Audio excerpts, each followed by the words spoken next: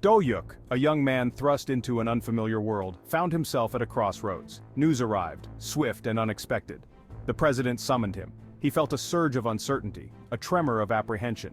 This was uncharted territory. He had to tread carefully.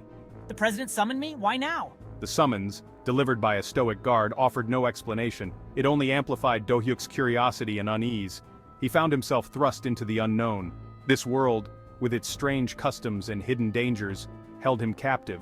Yet he felt a glimmer of anticipation. This summons, so unexpected, might offer a glimpse into the heart of this new reality.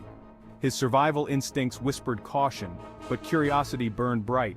He couldn't ignore the call, the pull towards the unknown.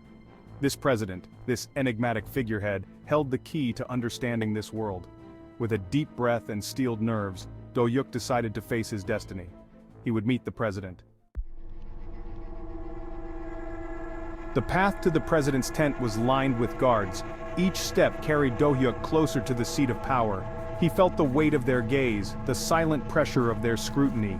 The air grew heavy, thick with anticipation. He finally arrived at the tent's entrance. It was a majestic structure adorned with intricate patterns and vibrant colors. The fabric, rich and luxurious, whispered of wealth and influence. It stood in stark contrast to the rough terrain surrounding it. The flap opened, revealing a dimly lit interior. Incense burned, casting dancing shadows on the silk walls. The scent, exotic and unfamiliar, filled Do-hyuk's senses. He stepped inside, each footfall echoing in the sudden silence. He found himself in a space that exuded an aura of power. Rich carpets cushioned his steps. Low tables held platters of exotic fruits. And at the far end, shrouded in shadow, sat a figure. The president. The figure beckoned Do-hyuk forward. As he approached, the president emerged from the shadows. He was a tall man. An air of quiet authority radiated from him. His eyes, sharp and intelligent, seemed to pierce through Do-hyuk. He felt a chill run down his spine. You wish to see me? He struggled to maintain his composure under the president's intense gaze. Indeed, you have caused quite a stir since your arrival. Every word dripped with unspoken meaning, forcing Do-hyuk to consider his response carefully. The conversation flowed, a delicate dance of probing questions and calculated answers. Do-hyuk chose his words carefully, revealing little, observing much.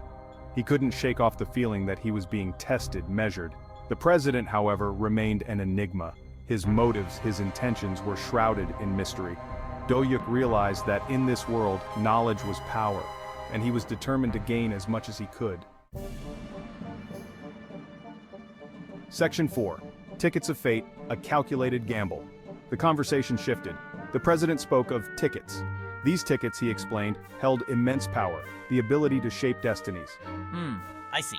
Do-hyuk listened intently, piecing together the puzzle. These tickets were more than just pieces of paper. They represented opportunity, influence, perhaps even survival. Do-hyuk's mind raced, strategizing. He understood the inherent risk, the gamble involved, but he also recognized the potential reward. These tickets were his chance to navigate this world on his own terms. I am willing to offer you a chance. A chance to earn these tickets, to forge your own path. The offer hung in the air, heavy with unspoken expectations. Do-hyuk knew this was a pivotal moment. He could play it safe, refuse the offer, and remain a pawn in a game he didn't understand. Or he could accept the challenge. He could seize control of his own destiny. Section 5. A Feast for the Senses, Temptation and Restraint. As if on cue, a wave of servants entered. They carried trays laden with delicacies. The aroma of roasted meats, spiced sauces, and exotic fruits filled the air. It was a feast fit for a king, a symphony of colors and scents designed to tempt and entice. I didn't realize how hungry I was. The president gestured for him to eat, his expression unreadable. But Do-hyuk hesitated. He sensed an underlying purpose to this lavish display. Was it a test of his willpower, a distraction from the weightier matters at hand? He picked at a few dishes, savoring the flavors while remaining acutely aware of his surroundings. He noticed the president only observed, a flicker of amusement in his eyes. Do-hyuk realized this was not just about the food, it was a test of character. He needed to prove his resilience, his ability to resist temptation. His every action, every bite was being scrutinized. Section 6. Revelation, Unveiling a Hidden Truth. As quickly as it began, the feast ended. A heavy silence descended upon the tent. It was time for the president's revelation. The world as you know it is not what it seems. His words hung in the air, heavy with unspoken meaning.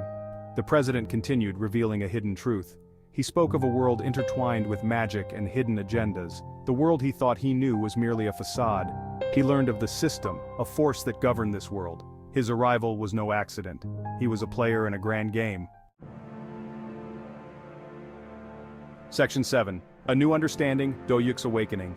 As the president spoke, Do-hyuk felt a shift within him.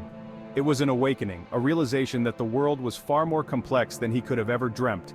His fear was replaced by a surge of excitement, a thirst for knowledge. This is incredible. He was no longer just a man thrust into an unfamiliar world. He was a participant in a game of power and survival. The president's words were a call to action. He looked at the president with newfound respect. This leader was no ordinary ruler. He was a guardian, guiding his people through a world balanced on a knife's edge. Do-hyuk left the president's tent that night a changed man. He carried with him a truth that would forever alter his perception of the world. The journey ahead would be fraught with danger, but he was ready. He was ready to embrace the unknown.